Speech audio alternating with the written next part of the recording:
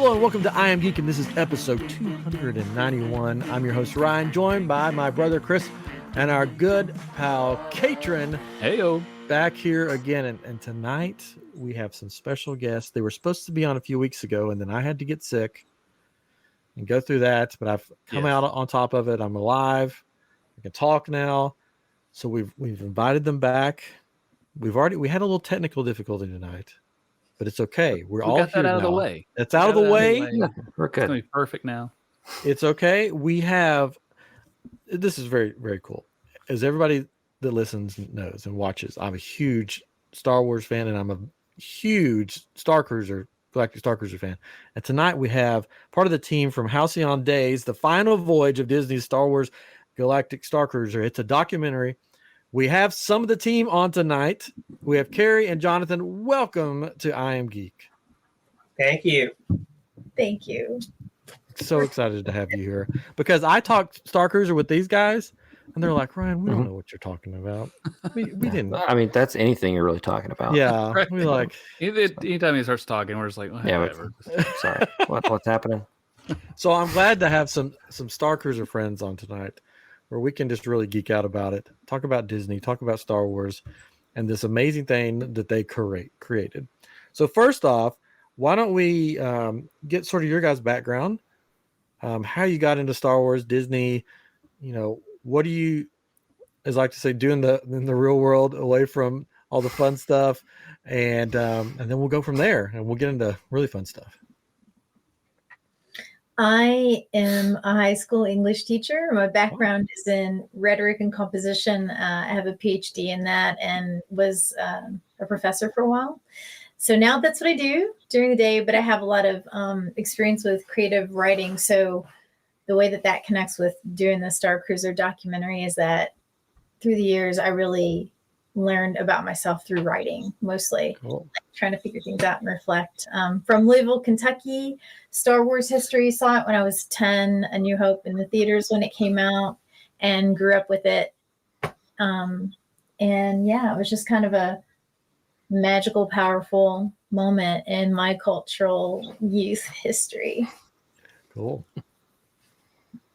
Similarly, I was like old enough to be an original, saw it in the theater, first movie, although I was very, very young. I think I barely remember it. But then Empire Strikes Back, very clear memory of being in the theater for that one, and subsequent. So I was, like a classic Star Wars fan growing up, and stayed. I'd never been like a massive super fan in terms of like I'm going to read all the novels and all that, but I was definitely a big fan. And I was a long time bookstore worker until actually fairly recently, and now I'm a high school librarian and same high school, so we share a job now, a job site. Nice. And yeah, you can tell why we ended up on the Starcruiser, I guess. Oh yeah, I mean, I want to let you. It is your podcast. I'll ask you. You can just ask us. How did you end up on the Starcruiser? Thank you.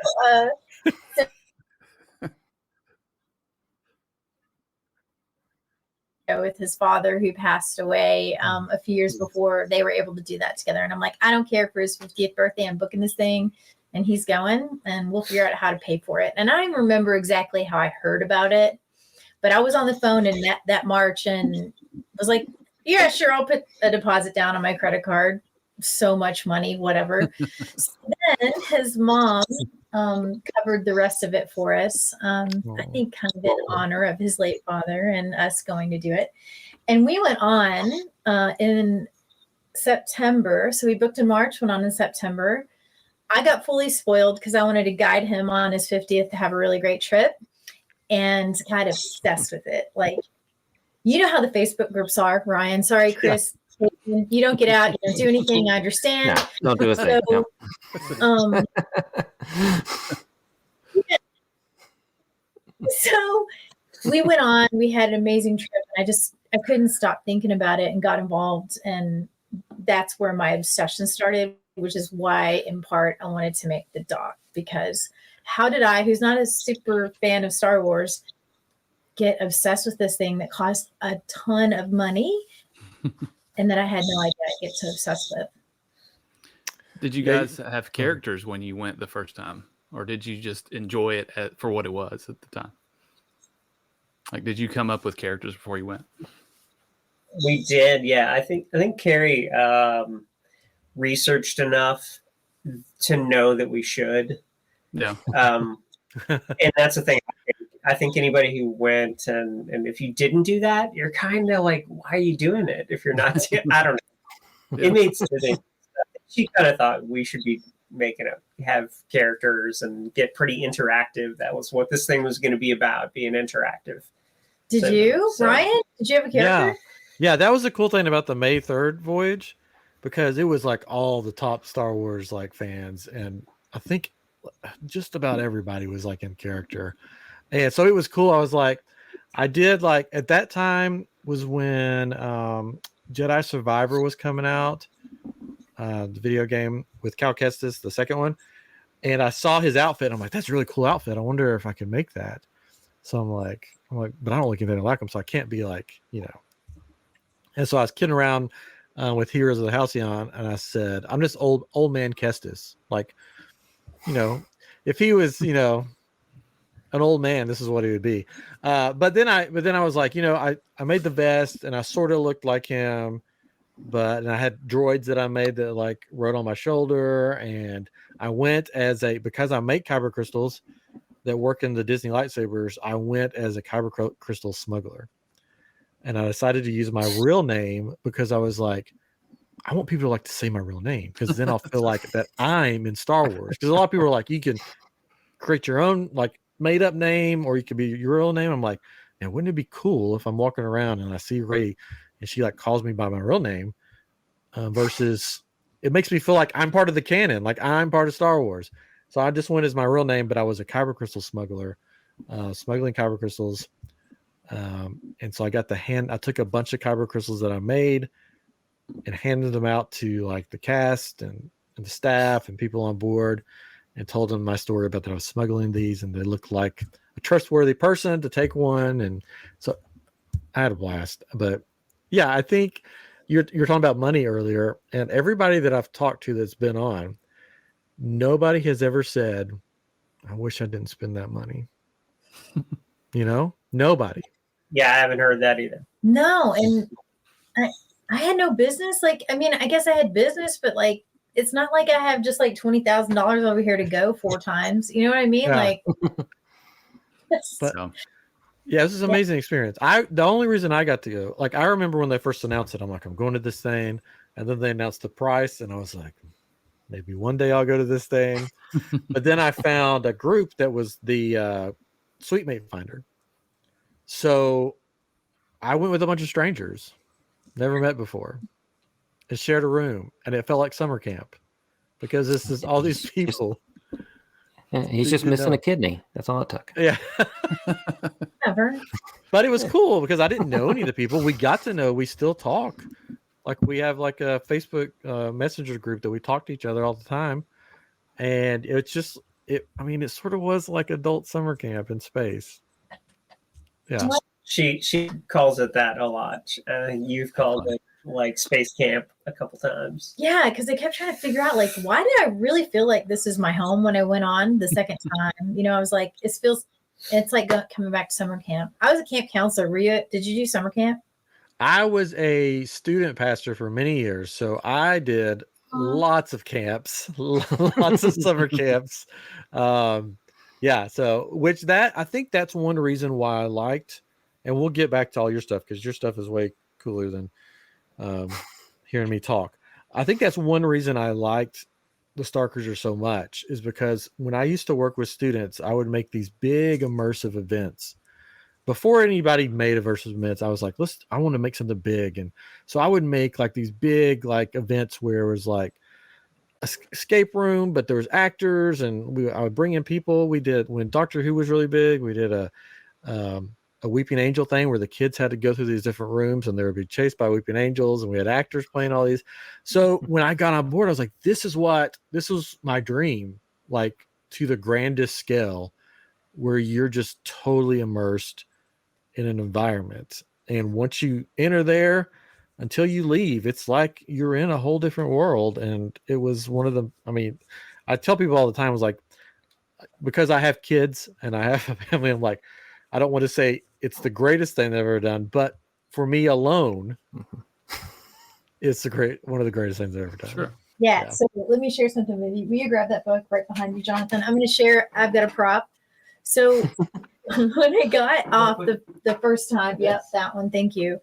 Do you all know me? Do you know Maria Bamford by any chance? You all know the comic Maria Bamford? Well, anyway, Name sounds familiar. She wrote this book. Sure, I'll join your cult. That's all I'm saying. So I get off the Starcruiser and I cannot stop talking to my mother and anyone who'll listen, my brother, my friends. I'm like, are you going to go on the Starcruiser with me? Let's go. Come on. It's not going to be that much. We can split it up. I got the discount. I got the Visa card. Let's go. Blah, blah, blah. My mom's like, you may not be of any religion. I brought you up Presbyterian and you've left the flock, but like, you've joined a cult. So this stays on guest bed in my Halcyon room, because that's what it's like. It's like an amazing, really positive, super cool. Well, cult. like everybody has an altar like this. Yeah. Like all the Starcruiser fans have like an altar. Yeah. You know? I've got a Like huge shelf over here that's just all Starcruiser stuff. That's all the like all the postcards and jewelry and everything that you get. I'm sure you got a lot of it on the May the 4th. Oh yeah. I still get stuff from people. People send me stuff. And I'm like somebody sent me Saja beads, like the whole beads and everything. It's so cool. But yeah, to me it was like I was a kid again. And this is going to sound like I'm not going to get emotional. It's like I was a kid again, and I finally found friends that liked the same things that I liked. Yeah, and you know what?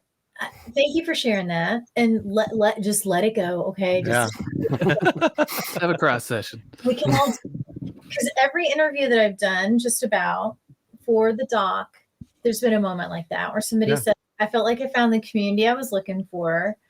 I felt like I could be a kid again. I reunited with my daughter, who I was estranged from, through this experience, and I would pay any amount for that." Like, this comes over, and people just weeping. So, Chris and I don't know how Chris and Katron, I don't know how you feel about weeping over. Yeah. You missed it. You missed out on all the weeping and the fun, and you missed out all the friends you could have made. It's the journey. Sure. You know? I've already cried today after seeing the X-Men 97 trailer. So yeah. So I had a big cry earlier today after seeing that. So. I cried, but it was cool to see. It was very cool to see. Mm-hmm. I thought this is going off. I thought they made a strong choice with the way Magneto looked. Yeah. It's like some romantic novel cover with this long flowing white hair. It's the 90s, I guess. That's right. All right. Is it split down the middle? Is it like a shirt, like a ruffle shirt or something? Yeah, it's something like, it was just like, I just want you to know that it's all mine now. This is like fling his hair back. Did he say, I can't believe it's not butter. Remember the Fabio? Yep. Yeah. All right. I don't know. When he said, "To me, my X-Man," I just bawled. Oh, yeah. Whatever, it was very cool to see. Let's get back to the documentary. I'm going to steer us back on course. So you went, you said 4 times? I did. That's awesome. So when in those 4 times did you decide a documentary needs to be made? So we're visiting friends in the U.S. Virgin Islands, St. Croix. Okay. Beautiful. We're in the Caribbean. We're in calm turquoise water. And I turned to my husband And I'm like, but you know that character idea I had for the Starcruiser that we're about to go on again? I'm like, so do you think I should like maybe do X, Y, and Z? And he's like, well, yeah, you know what I was thinking about? And I'm like, we're in the Caribbean on St. Croix and we're talking about Starcruiser. There's something going on here. There's an issue. Like, so I put a call out mid-July before we boarded in August with my brother and his son, because I convinced him to do it with us. And we had the discount by that. It was before the closure. So we had the discount. We could split it up and we could manage that. And I was like, I think I need to make a documentary about this to figure out what the heck is going on with my full-blown obsession with this thing. Yeah. So that's how that happened. I wanted to figure it out. I thought a doc would be the best way to do it. So you, go ahead, Katrina. Yeah, I was gonna say, did you have experience making documentaries before then? Is that no? Okay, you just thought it'd be a great idea. You knew some people that had done before, or no? Okay. Okay, so well, I mean, I think we you did know one person, and so our acquaintance Ben, who is not here. And Daughtry is he's had a ton of experience doing a lot of doc TV, and then some documentary features. He's been like a producer, director, editor. You know, he's done kind of it all. He's so he's done a lot of stuff. He was in LA. He's from Louisville, same town as us. He had lived in LA for a long time, but had moved back fairly in the recent memory. So we called him, Carrie called him and was like, Ben, let us like tell you about this idea and talk us out of it. She's like, talk me out of it. And he did the opposite. He was like, oh, that's a great idea. Like, you should totally do this. I'll get on board. And nice. Yeah. So you can pick it up from there. Maybe. Yeah. He wanted to get on board. But before this, to be honest with you, I just thought, I'll see if some other people out there want to do it and we'll figure it out. Because that's generally how I go through life, is like, I want to do this thing. I'll figure it out. I wasn't really thinking about Ben at that point. I was just like, I'll just get on iMovie, do some interviews, shoot me on board the Starcruiser. It'll be great. It'll be awesome. I had no clue what I was doing, but I've learned so much. And I'm when I get onto something, my husband can attest to this. I'm a little bit of a force of nature. I just a little. Most likely, you gotta be. whatever it will happen. You know, like whatever you decided to do will get done. Yeah. In some way, shape, or form. So now we've got this great team together, and I can talk more about them. But it's been crazy, like the momentum and the help and the talent on the team, who are all volunteers. I'm putting things on a credit card and just trying to slowly feel. It's incredible. So you decided to make the documentary before they announced the closing?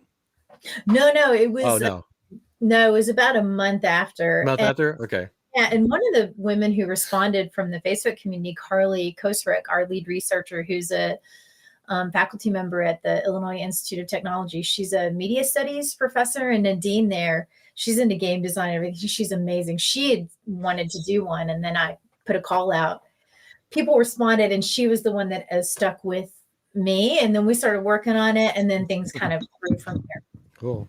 Yeah, I mean, it's excellent because basically, I don't know if anybody else is doing anything like this, but this is going to be a time capsule, pretty much. Yeah. For the Starcruiser that's no longer with us. It's weird to say it like that, but yeah, it's no longer with us. It's moved on. Form, right? Yes, it's dry docked. Right. So it's going to be a time capsule because you've interviewed a lot of people, correct? I have. I've interviewed over 24, including Heroes of the Halcyon, including Aaron Stephen, but including some really amazing members of the community like Lisa Moses and the Spam Fam. I don't know if you know those guys. They were on our cruise. There's just like, if you go to our YouTube channel, you can see all the clips that we've done. And lots more planned, including a bunch of some clips. Not all the clips. Excuse me. I'm sorry. You can see a few clips. Some of them. Yeah. many. No, you can see 100 clips that no, but we've done a lot of interviews and we do have several more scheduled. John's been doing the social media. But we also filmed me on the 4th voyage going all the way through the experience. Oh, So cool. for the doc, I'm kind of the avatar for the frame, but it's not about me. It's really about how we all got obsessed and became part of the community, and what a cool, meaningful, fun, joyous, beautiful, awesome, nerdy, just one of a kind. It sounds so cliche, but it really is experience. It is. Yeah.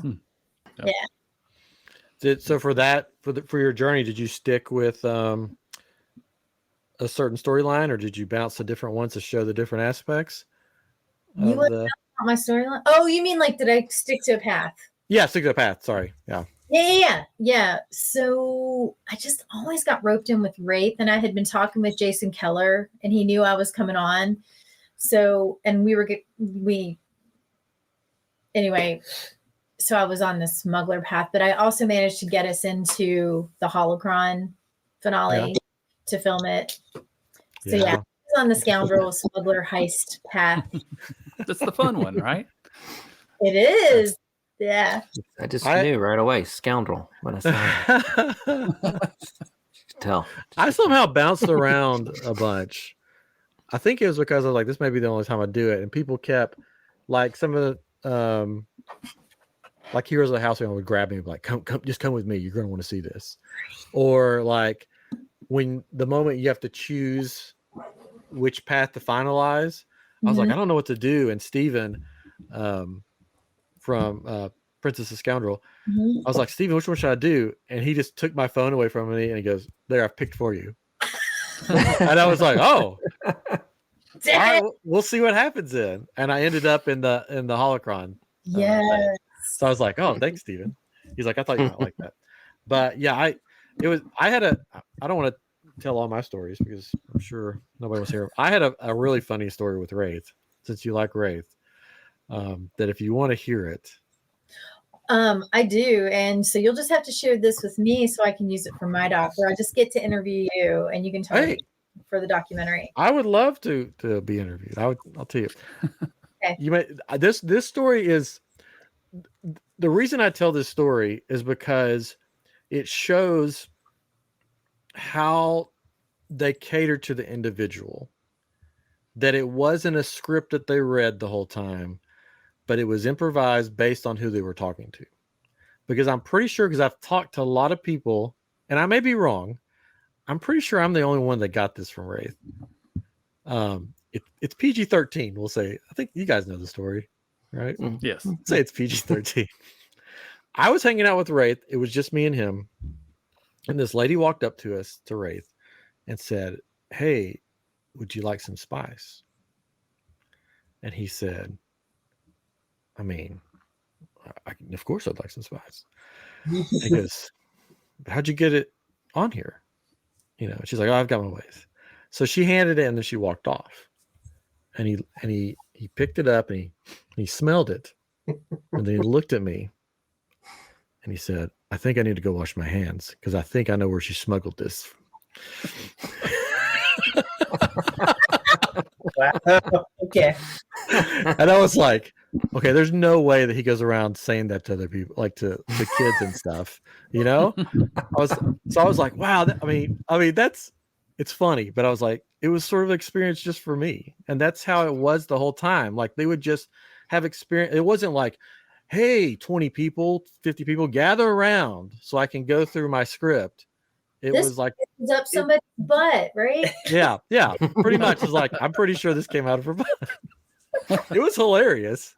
Like I was like cackling and he was laughing and stuff. So it was just cool that there's so many little experiences that was had on it. And, you know, I could tell all kinds of stories about meeting cast members off the ship and just walking up to them and like saying a line. And then they immediately just like you're one of us and just like talk to me.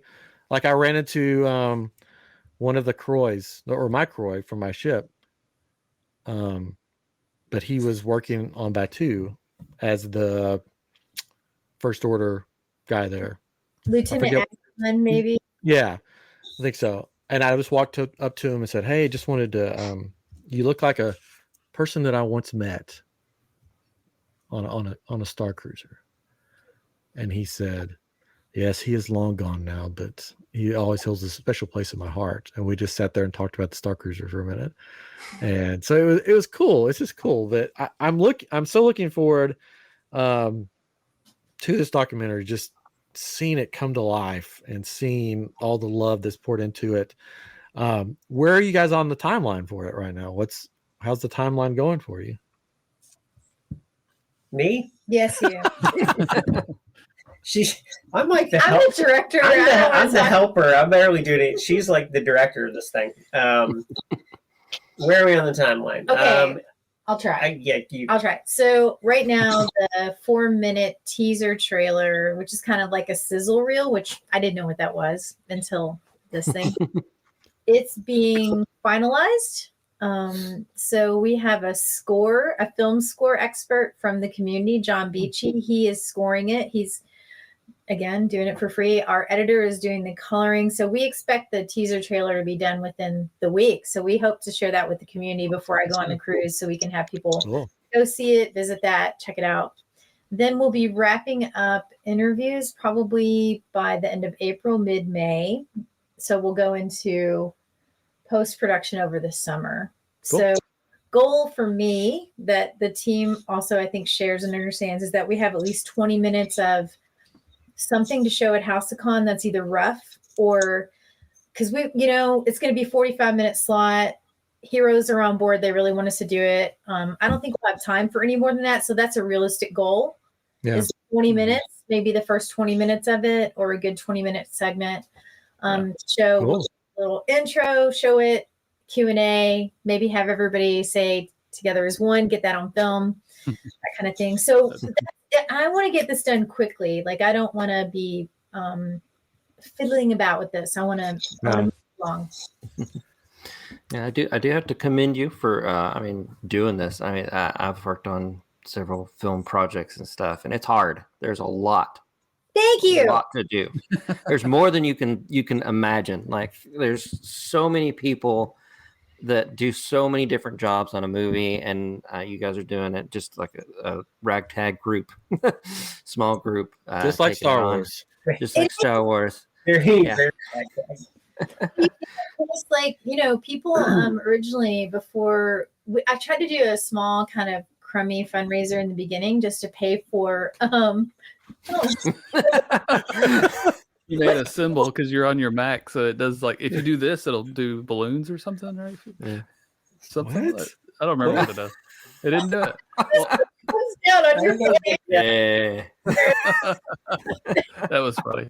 So Chris, you understand, like people were like, why do you only need to raise funds? And I'm like, you have no clue what it takes. Oh, yeah, it's crazy. People are working for free. Two of them are in the industry and side gigging. Like, we luckily have salaries, and as does Carly and other people. But like, side gigging, drives, cameras, storage, travel, promotion, festivals, all the stuff I had no clue about. Oh, it's expensive. Yeah. Yeah, so we're seeking some more like robust funding sources and maybe some studios. But hey, Chris, if you want to get together and talk about it after, just reach out.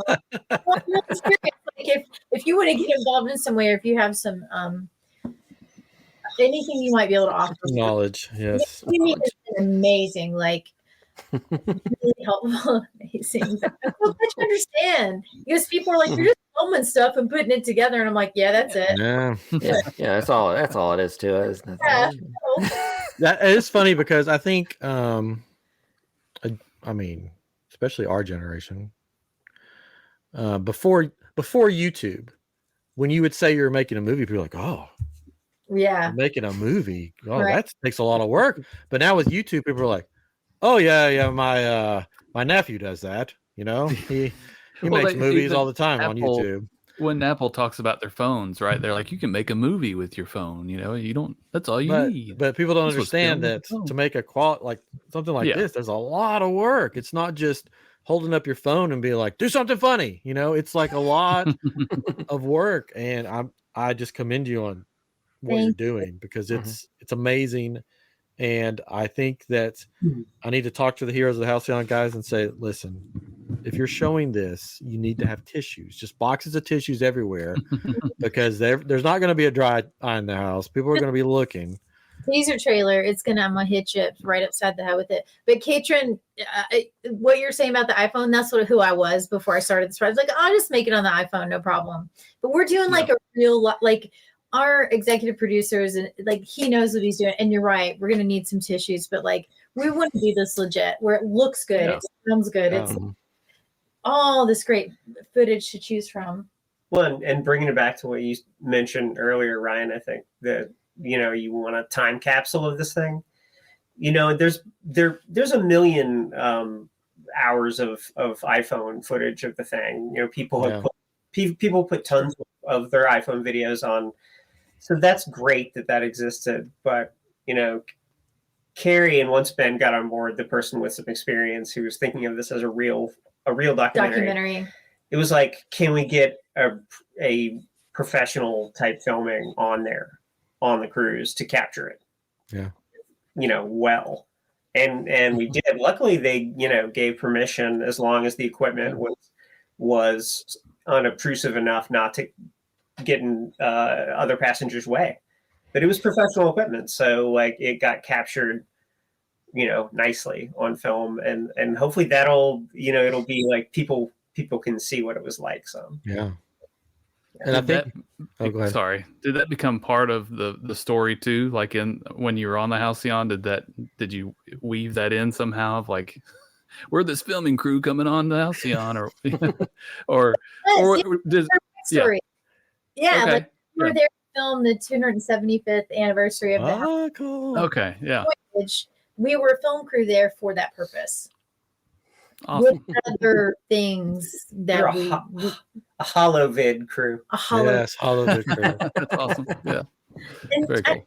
I feel like I need to share this with you, Ryan. And I don't know how much Star Wars fans, Chris, you and Katrin are, but I really feel like you'll appreciate this. My final character for that voyage was I was an Wookiee whose mom had been on Endor for an environmental trip with some biology scientists, some ecology scientists who they were collecting. She was just an assistant, but she had a moment with an Ewok that she was attracted to. PG-13. PG-13. They're adorable. She left Endor because, you know, Endor's not really human. Yeah. Well, not so. She goes back to her home planet of Kantuk, and she meets a Wookiee with whom she actually settles down with. So I am the result of that moment. Wookiee, Jellicle Snacks, the Wookiee for my final voyage. You're going to see her adventures, and my whole goal on that fourth voyage was, can I make these actors laugh just by saying my name and telling them my story? That was my whole. That's cool. Yeah. Brings Yub-Nub. It gives Yub-Nub a whole new meaning. Yub-Nub. Yes. Yeah, I'm a Star Wars. My Star Wars has the Yub-Nub song in it before they removed it from the end. That's how I wanted it to end. Not with the other stuff. Just give me Yub-Nub. Can we go back to your Wraith real quick? Which Wraith did you have? Did you have Justin, Jason? Oh gosh. Smolder? Did you have Smolder? Wait. Steven. Which one was he? Oh, which one? No. The ball. Oh no, I'm getting my Croy in, because the Croy that we had, I knew him from videos as a Wraith, and the Wraith he was bald. Yeah, just completely. He didn't. I don't even have any hair at all. Okay. Just completely hairless. He's like me. I think that's why we talk so much. But sort of older. I mean, not old, but like he wasn't like. I think there was a younger one. He wasn't the younger guy. He may have had. Okay. I'm trying. I don't think he had. I probably got pictures with him that I could find. Okay. I think Taller. He wasn't. Our Croy was the guy with the goatee and bald. Oh, that was our Croy. That was our Croy. Or is that our? It doesn't matter. I just was Yeah. curious. It was any Yeah. of ours. He was really funny. Yeah, he was hilarious.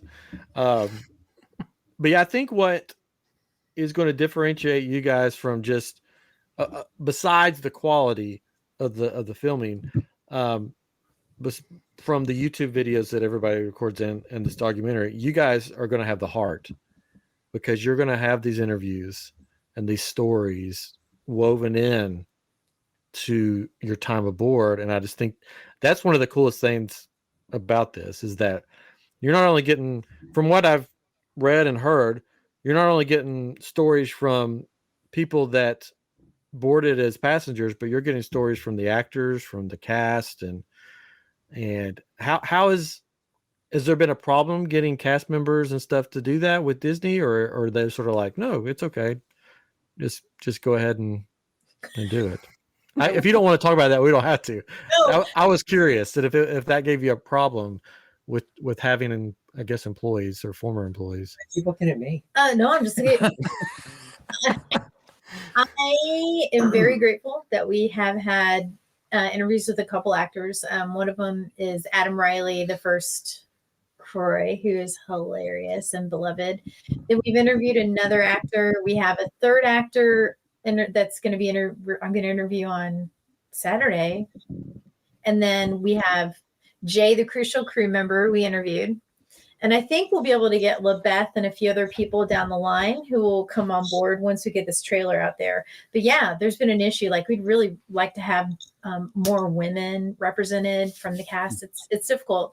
And I keep saying, listen, if you hear this, please just get in touch and we'll take whatever you're comfortable and can share. I know some people are still working for Disney. So we're going to blue sky it right here for a moment. Yeah. What do you think, if anything, they are going to do with this building that sits there just abandoned, basically? What do you think there is a plan, or do you think it's like the Wonders of Life that will sit there forever at Epcot? Or if you have an idea what they should do with it, what do you think they should do with it? I think they're going to do a general call out to all of the Starcruisers and be like, come on in. And then they're just going to lock us in and be like, shut up. Here it is. You can live here. Just live. I don't know. Like, I could see like offering activities like for a cost, you know, because there's the lightsaber room set up for that, engineering room set to play in, the bridge is set up. I don't have a lot of hope that it's going to come back in any way. And even if it did, let's be honest, Ryan, like it wouldn't be the same. It won't be the same. No. You know? So I don't know. Do you have more of a notion? Well, my thing, we did do an episode on we have another podcast called Living with the Landspeeder where we take a Disney ride and Star Warsified, and we actually re-Star Warsified Starcruiser when they closed it. So that was a fun episode for listeners if you want to check it out. I'm a huge Disney fan, and I read all the news and I look at all the sort of the business stuff behind it. My fear is when they announced it, the fear immediately set in that nothing's going to be done with it. Is my fear, because there's so many buildings at Disney World that have just basically sat empty since the 90s. I mean, that long, early 2000s. They're still sitting there empty. Huge buildings that they just abandoned. So I would love for them to do something. I don't know with what the tax write-off stuff, what all the paperwork says that they can do and they cannot do. I hope they do something with it. I hope it's not just a storage building. And right now, we don't even know what's left in there. Is everything still there? I know that one of the elevators was dismantled. That's all I know for sure. Well, I don't know if I'm supposed to say that. It's fine. Disney doesn't listen to this. I know for sure that one of the elevators was dismantled. It's still there, probably, but all the theming was taken out. That's a very interesting detail, Ryan. I'm weird. He knows a lot about elevators. I know. Yeah. He's kind of obsessed with Well, elevators. it You was forgot just- to mention that part. It's a thing. just- I don't know. But I'll give you my thoughts on why it closed if you want those. Okay, yeah, sure. I think that this, and I've heard from different people through the grapevine and stuff, that the Starcruiser was never taken out of R&D, research and development. It was always in research and development. And the plan was this was a trial. And that as long as it made the money that they set up the price, and this is how much money at the beginning, then they would keep it open. As soon as it didn't make the certain amount, it's R&D. We write it off as taxes. It was a good trial, and we move on. There was never a plan to lower the price. It was not going to happen. And because if that was the plan, I don't think they would have closed it in 18 months or whatever. They'd be like, let's figure it out. But because it was R&D, research and development, it played into a factor where it was easier for them to write stuff off and basically take the cut there. That's just my business side of it. I don't think it was ever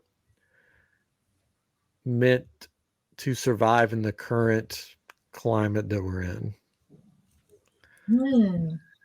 And you're like, that's crazy, right? Like, why would they spend that much money? But they've done it before. It's just that wouldn't surprise me at all. I don't know. We've been watching lately this like all these behind the attractions shows on that Disney Plus has, and they're really interesting. And there's a lot of and like the Imagineering series as well. A lot of more behind the scenes than I almost would have thought. And even stuff like they show you them building like Euro Disney and like the Disney stuff in Hong Kong or whatever. And there's things that go like you can see the bumps in the road, but it doesn't seem like Disney does anything that's not intended to succeed. I don't know. Like I agree with that to a certain point. I think when some leadership changed, that changed. Disney bankrupt Disney, like Walt Disney bankrupt the Disney company several times to make stuff happen that he dreamed about.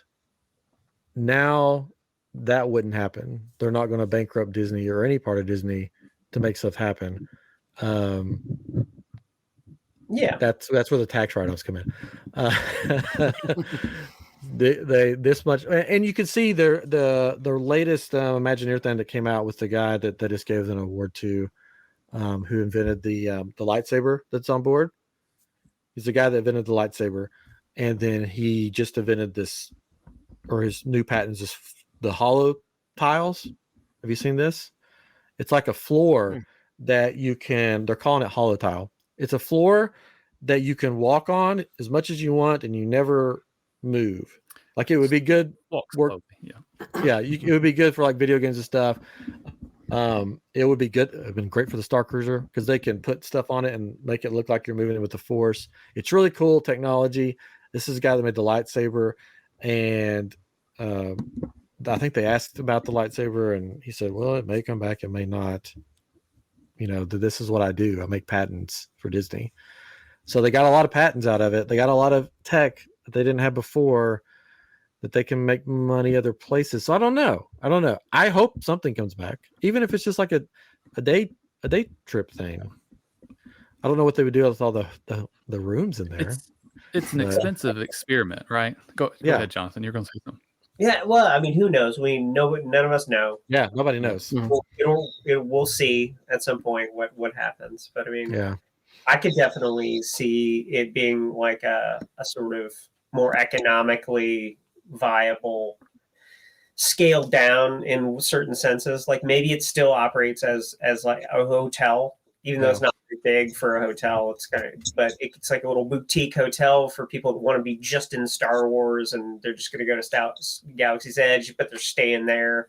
Yeah. Mhm. Maybe it's like you do a day pass if you want to do some of the like little immersive thing that's less intense. You know, it's not as crazy big elaborate, but it's still kind of immersive. Like some little interactions happen and you solve some puzzles and have fun in the engineering room or do something. I mean, I could see some version where it's like a combination that's cheaper and scaled down.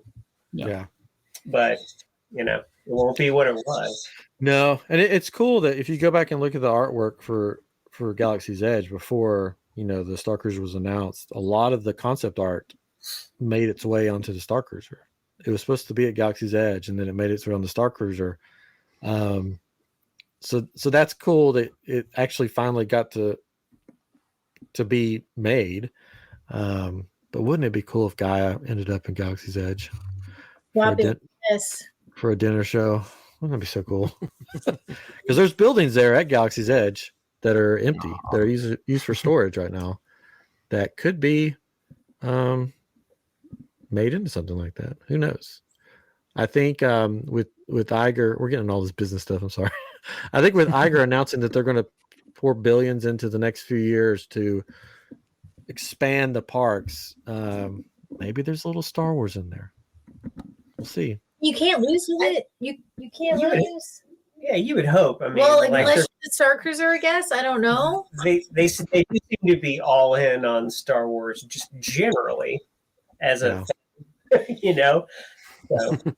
Frank, you know, or Chris or Katrin. Is it Katrin? Am I saying that right? Katrin? Yeah, his first name's Chris. It's Chris Catron, but since we have my brother's Chris, he just goes by his last name to make it easier for everybody.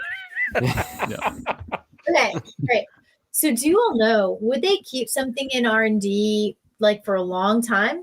Like, because I know they like relocated people to be in these roles and do this work. So I would have to think they would keep it in R&D with without like a indefinite, like we're just going to keep it going for you who we've relocated to be here. I mean, they keep something in R&D for that long? Because I know they were still upgrading things like up until the last minute. It was maybe technically still in R&D, which I think is cool for that kind of thing. But I think if I had moved to have a career, I would be like, if this is R&D, this better be long haul R&D, like it just blocks, you know? Yeah, I mean, I would say they could keep stuff in R&D for quite some time. I mean, and depending on like who you're talking about for like the jobs necessarily, like I mean, for like Imagineering and stuff like that, they aren't just at Disney constantly. There's a lot of contract people that'll come in like, oh, it's a job, I'll go do it. It's R&D. I mean, but hey, it's a job. It'll be fun. I can go do that for a while, and then I'll leave and I'll go do something else. For the people doing the concept and stuff like that, they would probably know that and know that there's a time limit that they would be doing it on. Now, for like the actors and stuff like that, that may not even be something that's necessarily disclosed to them. That it's R&D. It's just like, this is a job. It's an acting job. You're on a contract for this many months, and if things go well, you can extend it. Like they might not say it's R&D. Right.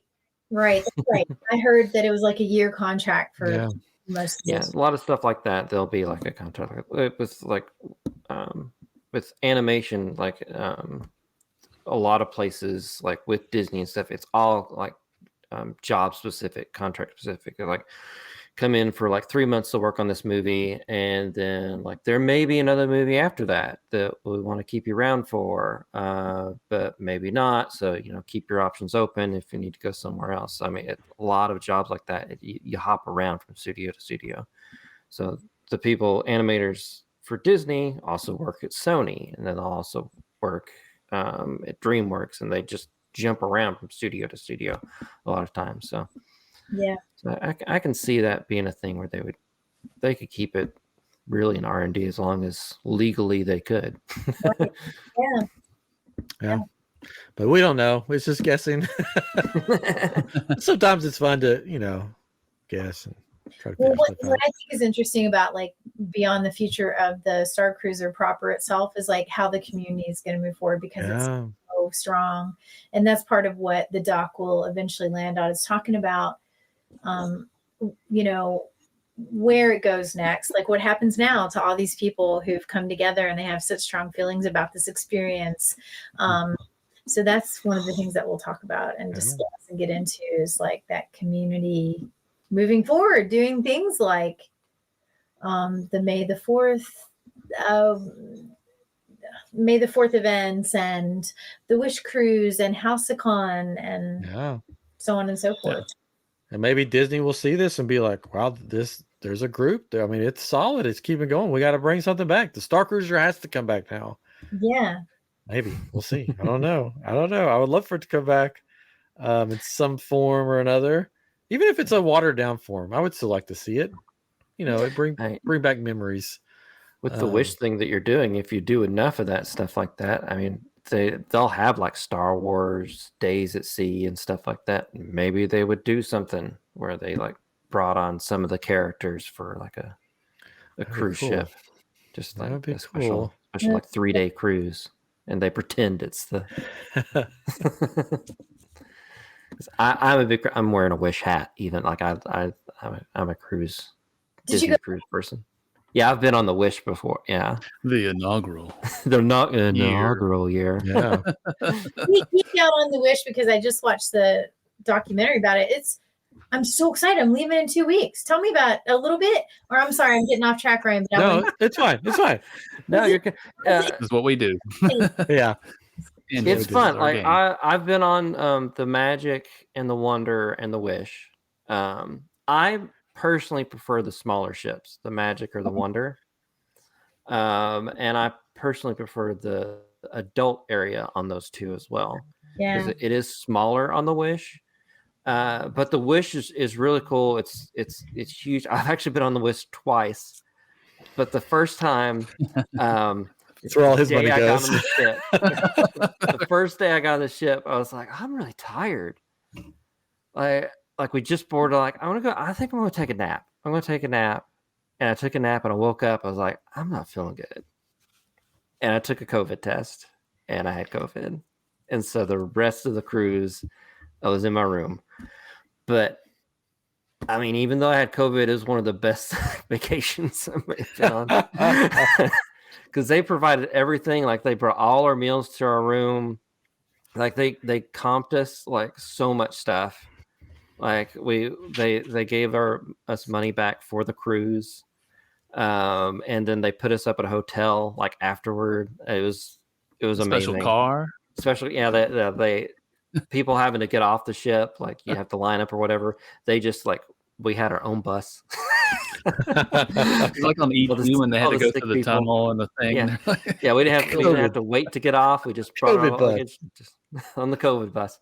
But the Wish is really good. Definitely like just like eat eat everything.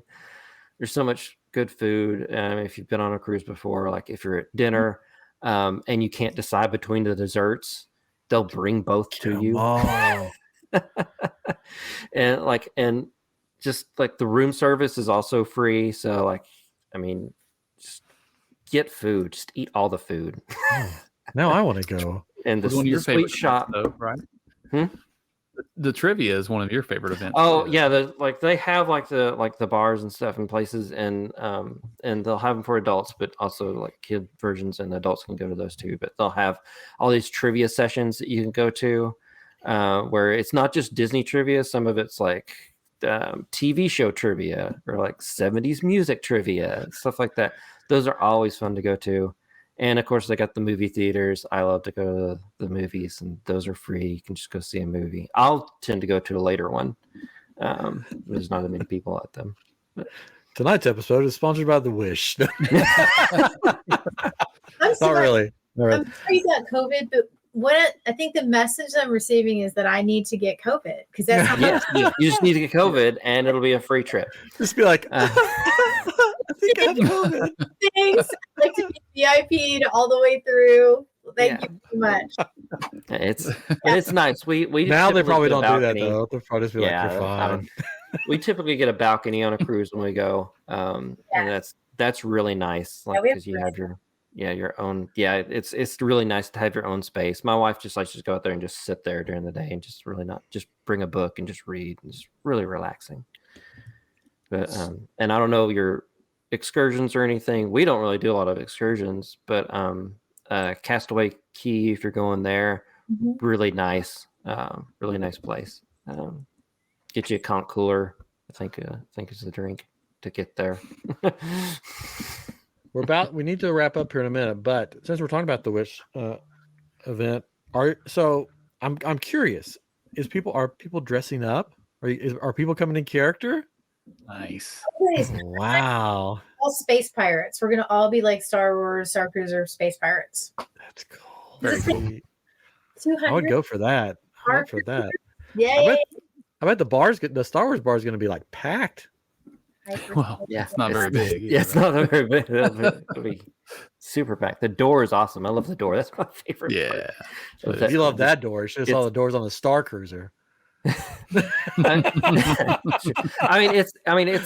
the type of door you go in a grocery store, and I mean that's basically what it is. It's not glass doors, right? But it's just like it's so made up to like look like a Star Wars door or whatever. Every time Chris goes to the grocery store, he's like, "Wow, this is like being in Star Wars." I know. It's amazing. Starcruiser. Oh, that is great. We're getting on the Starcruiser going into Kroger right now.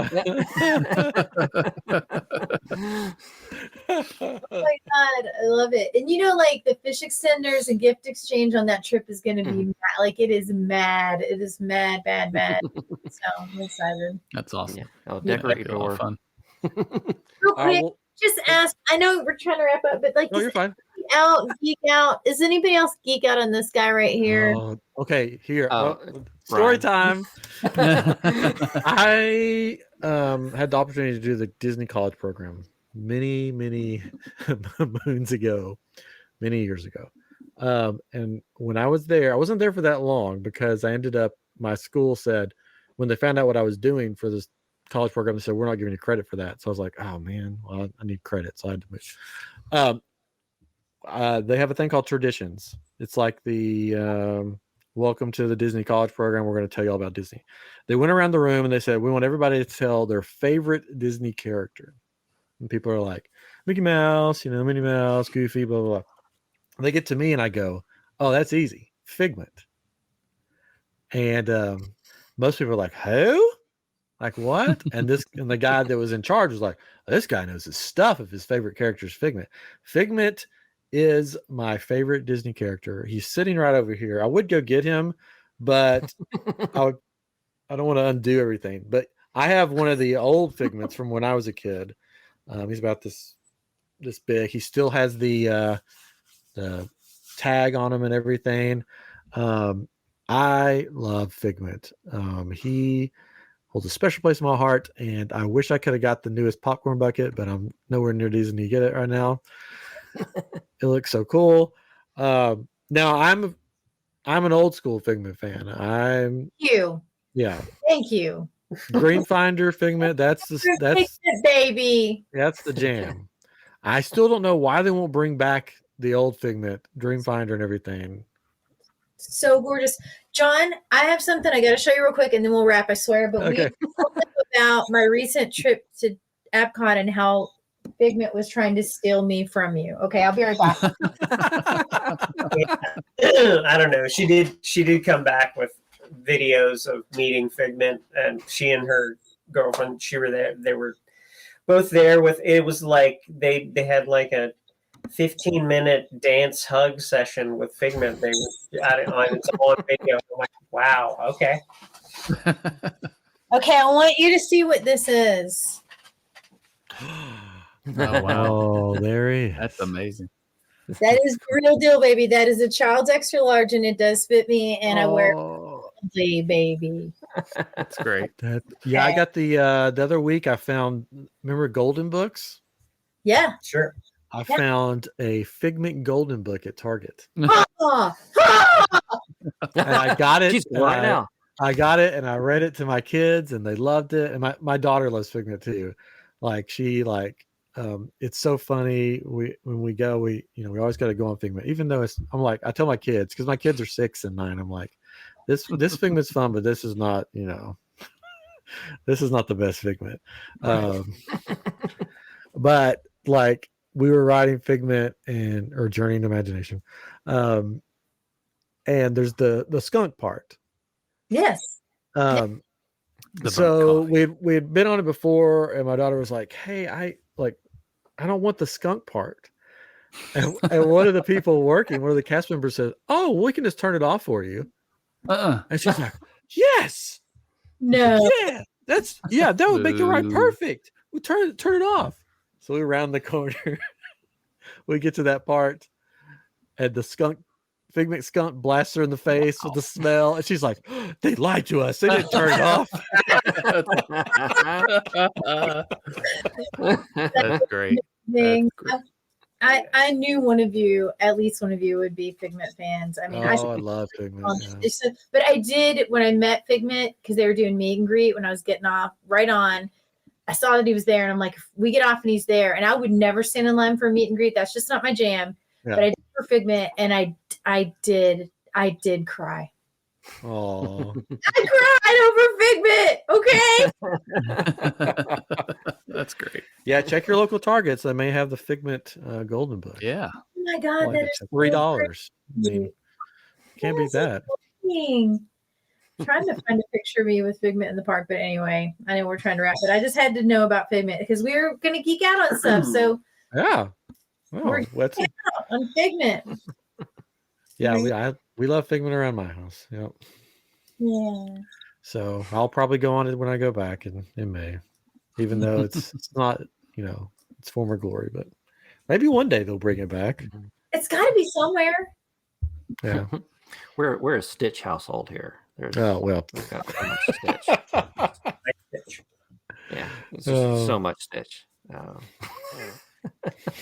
We even got it was given to, I forget, there was only like 7 of them made or something like that, but we have a surfboard hanging above our bed that's a Stitch surfboard that we bought at an auction.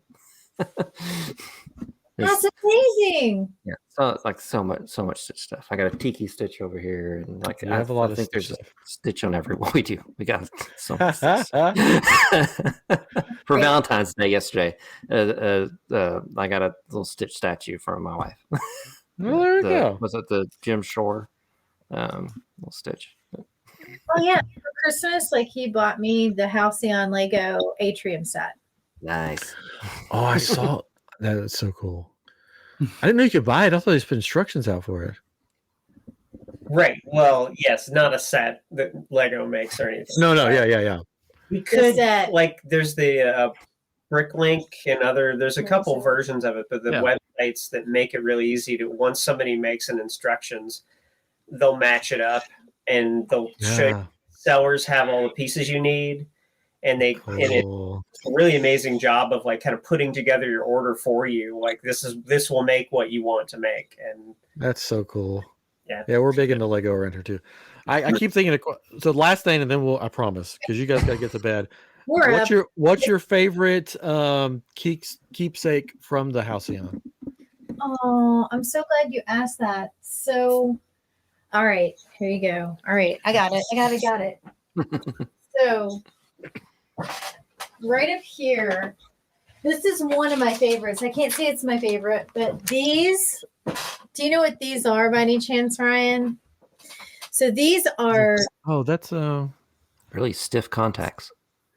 So kind of kind of money, like these are credits to bet with for the Sabak tournament. Yeah. So I'm on my 3rd trip. I'm down playing in the Sabak tournament, and Wraith Cole like slips me these because he sees I'm down to 1.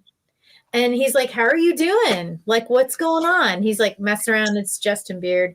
And I'm like, "Well, I'm down to 1 as 1, not." And he's like, okay, good. All right. Well, sorry to hear that. So before I know it, he comes back, slips this to me and it gives me like a whole bunch of like these to shoot with. That's cool. I will say that I am the champion of the Select Terminate for the May 3rd voyage. Oh my god!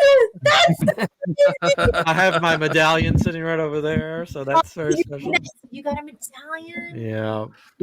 So that was probably my highlight of the trip because I wasn't going to do the Sabak tournament. I was down. It was me and Drew from I think from Heroes of the Halcyon. Yeah. We were like sneaking around by the room with the luggage in it. Cargo hold? Yeah, the cargo hold. Yeah. And we were sneaking around there. We're standing outside of it, waiting to go in because somebody was doing pictures in there. And a lady came out and said, "Hey, would you like to be part of the Sabak tournament?" And we're like, "Well, I guess." So we went in, and then I just kept winning I just kept winning, and then won the whole thing in the Sublight Lounge on that night. So that was so cool. Really fun. Yeah. I could even win with this. I was like, I couldn't even cheat win that thing. He's like, no, you can keep them. Those are cursed. Like, I don't want those back.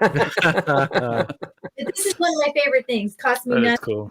Cost me absolutely nothing. And there's so many beautiful things people made. Like somebody made a medallion of the Hyananea stone that his character gave me, trying to woo me on our trip together. And it's just some of the beautiful things that people made. I mean, I can't even get into it. Like, it's just like, you recognize that?